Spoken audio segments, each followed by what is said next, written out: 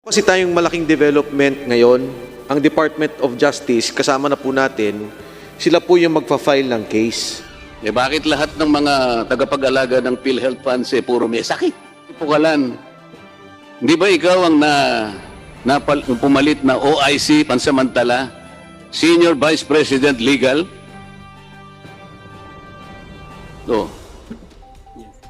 Totoo hindi? Sir, that was the proposal, sir. Proposal na naman. Makukulong ka na naman eh. Aminin mo nyo na kasi para... Yes, sir po. Nakita mo na, Mr. Chair? Napakahirap kumuha talaga ng sagot sa inyo eh. Nagtitimpi na nga kami. Upon the directive of the President, the task force on PhilHealth was constituted, and it is headed by the Secretary of Justice, Secretary Minardo Guevara. Mr. Chair, we've already had several meetings together with the other members of the task force. We've already interviewed and spoken to a number of resource persons to be able to file the necessary complaints, the necessary cases against those whom we find are complicit dito po sa mga issues na kinakaharap ng PhilHealth. Yusek Sugay, one question, several questions.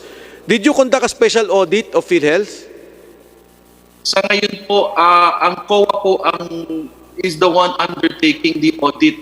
Ang Commission on Audit po is part of the task force. Okay, based on the audit, ano na po yung mga kasong nakikita ninyo? Kasi meron kaming 2013 to 2018 audit, random audit. But if you will be conducting a comprehensive special audit, nakikita nyo na po ba yung pag-file ng plunder case based on this? We will consider filing the appropriate complaints against the erring individuals po. Kung may plunder po, magpa-file, that complaint will be pursued, Mr. Chair. In the case of perpetual succor, yung pong pag-reverse ng Court of Appeals decision, Yusek Sugay, hindi po ba ito ay illegal at hindi dapat payagan? Mga decision po ng korte, totoo po yun, immutable yan. Meron pong exceptions na pwede tayong humingi ng, kunyari, ng correction of clerical errors, or if to ensure that there's no miscarriage of justice. Pero lahat po yan dapat, and I think this was the point made by si Ombudsman Samuel Martires po, who used to be a Supreme Court Justice, alam po natin yon. This was the point he made yesterday, nung kausap po namin si Attorney Pocallan. Sabi nga niya, the only body who can modify the decision is the court itself. Itong PhilHealth, hindi ho nila pwedeng gawin yun on their own. Yusek Sugay, in the case of Cardinal Santos, alam nyo naman po ito yung case na to, nag-compromise on the 70 million. Do you see this as one of the plunder cases? 140 million as against a compromise amount of 70 million.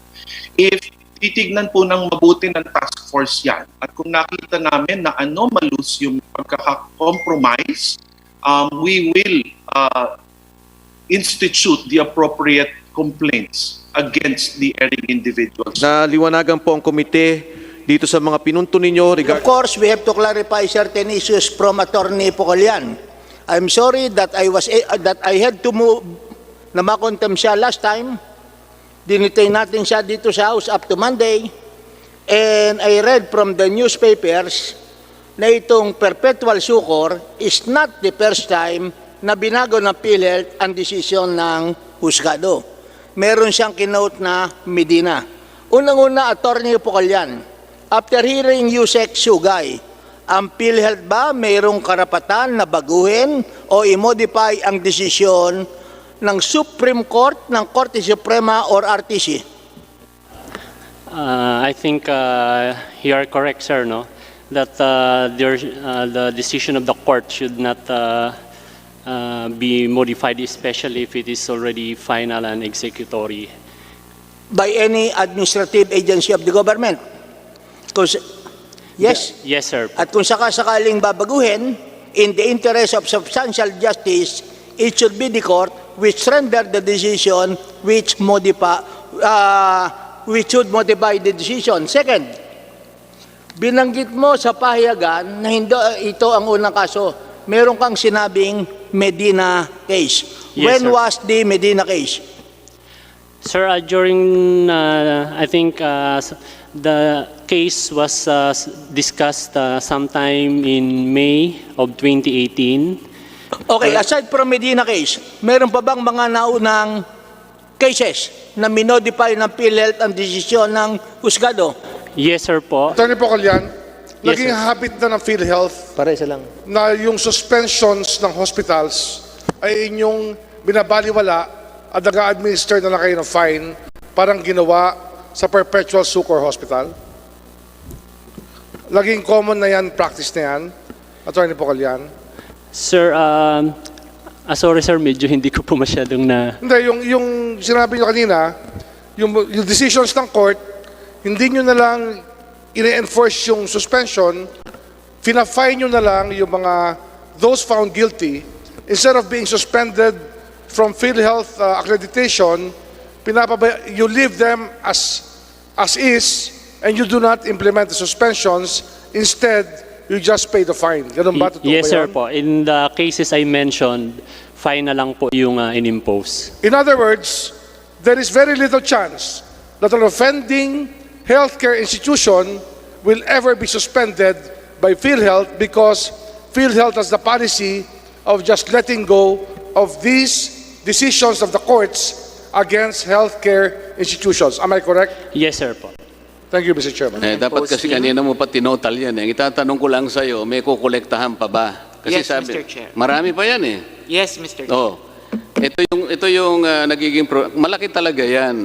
Lalong-lalo na yung POAA.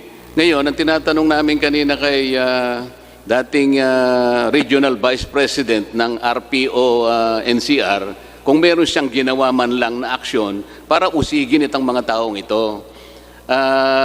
Matay ko mang isipin, wala siyang ginagawa. Ang totoo niyan, dapat magpasalamat siya kay Mr. Sarmiento sapagkat siya yung unang nakatuklas niyan at kung hindi dahil sa kanya, hindi lahat mauusisa ang mga bagay na yan para sa kapakinabangan ng PhilHealth. Ngayon, kahit na mabayaran lahat, makolekta lahat ang pondo na yan, pero yung taong usigin ninyo, yung taong aasuntuhin, wala kahit isa. Ito yung napakasamang epekto, record ng RPO NCR sapagkat kahit na mabunyag ang isang napakalaking sindikato, maaring makolekta ninyo. Pero tikom ang bibig nyo eh. Tali ang kamay ninyo kung pag-uusapan ay uusigin ng mga taong may kinalaman dyan. Hindi ba, Mr. Mas, kayo po ay nasa under suspension ngayon? Yes, sir. Dahil Kasama nga meron kayong kaso sa ombudsman, tama ho ba? yun, sir. Yung Pagkatapos last week. ay dahil nga dito sa hindi ninyo paggalaw sa mga bagay na ito, di man lang kayo kinakitaan ng interes na personal, kayo po ang Vice President noon, hanggang sa matanggal nga si Mr. Sarmiento, parang natutuwa pa kayo at naalis doon, at ngayon nga ay mas masaya pa siya na sa POA na siya. Pero habang kayo po ay nakasuspinde, totoo po ba na kayo pinalitan sumandali ni Mr. Walter Bacaresa siya maging OIC? Sir, pag suspended ka ho, hindi ka na pwedeng pumasok sa office. Oo nga, Hindi totoo ko alam, ba? sir. Hindi ko alam, sir. Narinig ko lang kanina dito na papalitan daw ako ni Mr. Walter Bacaresa. Yun na nga, totoo ito. Sapagkat, nung isang gabi pa eh. Mr. Chair, tama ba yun na natanggap kong Viber sa'yo na kaya wala ngayon sa ating pagdinig si COO Arnel de Jesus sapagkat nabasa ko sa kanyang sulat, katakot-takot na angioplasty, angiogram, kung ano-ano yung nakalagay sa sulat. Nasabi ko pa nga sa iyo, pabiro, Mr. Chair, bakit lahat ng mga tagapag-alaga ng PhilHealth funds puro may sakit? Pero siya ang nag-preside nito eh. Attorney Mangawang, nandyan po ba kayo? Hindi ba totoo ito, Attorney Mangawang? Nandun ka eh. Nag-preside si Mr. De Jesus sa Exicom para pansamantalang mapalitan muna si Mr. Mas bilang OIC, ito yung Walter Bacaresa. Ang tinatanong ko sa iyo hindi ba totoo na si Mr. De Jesus ang nag-chair ng EXICOM meeting? Yesterday, yes po. Kaya nga, pero nakakapag-attend siya ng EXICOM meeting para tanggapin ang report mo, pero sa amin, ayaw niyang mag-attend. Yun ang gusto kong establish. Attorney Pucalan, di ba ikaw ang pumalit na OIC pansamantala, Senior Vice President Legal? Yes. Totoo, hindi. Sir, that was the proposal, sir. Proposal na naman Makukulong ka na naman Aminin mo nyo na kasi para... Yes, Ha? yes, sir po. nakita mo na, Mr. Chair? Napakahirap kumuha talaga ng sagot sa inyo Nagtitimpi na nga kami. Napakasimpleng tanong lang. Pagkatapos, ikaw naman, Mr. Mangawang, nagkukunwari ka pa kung ano-anong sinasabi mo Sino po ba ang pinuno sa inyo ng Health Finance Policy Research Department? Dr. Pargas? Ikaw, Dr. Pargas? Sir, dalawa po yun. The Health Finance Policy Sector, ako po yung sector head. O, The yung Benefits Research, the Benefits Development and Research Department is another department po, headed by a manager. Right now, it's acting senior manager, Dr. Melanie Santillan. Bilib naman ako sa PhilHealth. Alam mo, nasa Section 22 ng batas na ginawa namin Isa lang na departamento, ginawa niyong dalawa nakalagay Health Finance Policy Research Department.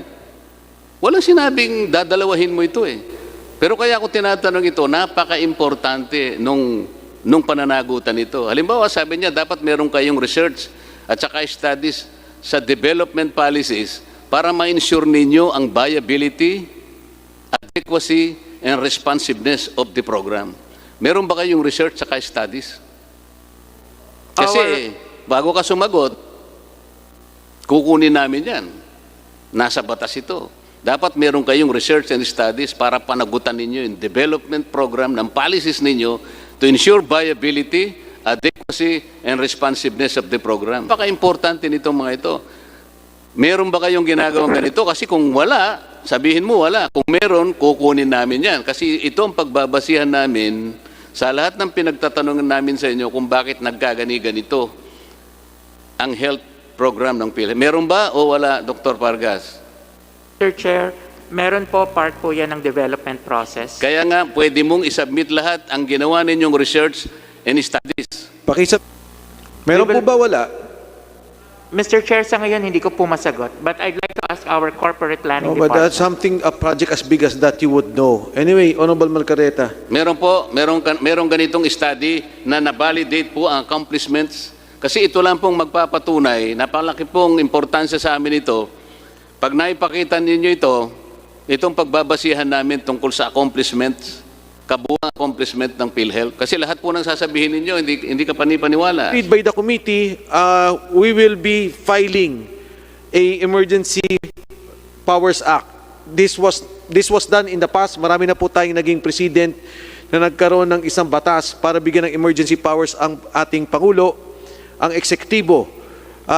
Para po nung nakaraan, kaso po ng PhilHealth ngayon, under the leadership of Attorney Dante Giran, kinakailangan niya na maglagay ng mga personnel, tumulong sa kanya immediately, pwede ding mga kumpanya na umalalay sa kanya sa IT, and so we will give that powers to him and to reorganize PhilHealth as they seem fit. Kasi kailangan po natin dito yung finance and the economy, kailangan po niya ng tulong on the legal for the filing of cases and the audit, kailangan po niya ng tulong on the public health issue. Although si Mr. Gaylan is already a lawyer, pero napakarami po mga kailangan nilang tingnan na mga bagay tungkol dito sa PhilHealth, including yung mga OFW collections and all the other cases.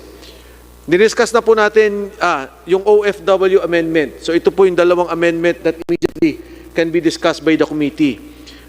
The amendment of the law para tanggalin sila or at least magkaroon ng distinction on the OFW contribution. We were able to discuss among others the 2013 to 2018 COA reports. Yung cataract scandal was raised. Cardinal Santos Medical Center, yung 170 million compromise. Perpetual Socorro, the reversal of the Court of Appeals. The Accenture case, the 115 criminal case, wala hong na-file pa up to now. The Dr. Mengita case for the healthcare personnel. Yung computerization, there were several points raised by the Honorable Deputy Speaker Fernandez. Honorable Haresco was pursuing the ODA arrangement for this. Yung pong IRM case na sa kasalukuyan ay dinidiscuss po natin. The IT bidding case, and of course the case rate system. Ito yung mga ilang bagay na kailangan natin pong i-discuss, and as propounded by the members of the committee, the Honorable Marcoleta, the Honorable Barsaga, Honorable Barbers already mentioned that we will be filing. Probably this would be the first time that the committee will enter into the actual filing of cases, plunder cases or what have you, in coordination with the Department of Justice. Sa hinahaba-haba nga ng mga palusot, sa kulungan din ng tuloy. Sa wakas, mga opisyalis ng PhilHealth na involved sa korupsyon ng ahensya, tuluyan ng mga kasuhan. Sa mga nakalap na ebidensya ng Kongreso at ng Senado, wala na talaga silang lusot. Ano po sa inyong palagay? Please like, share, and subscribe po sa aking channel para po sa ipapang balitang balita. Salamat po. Mabuhay!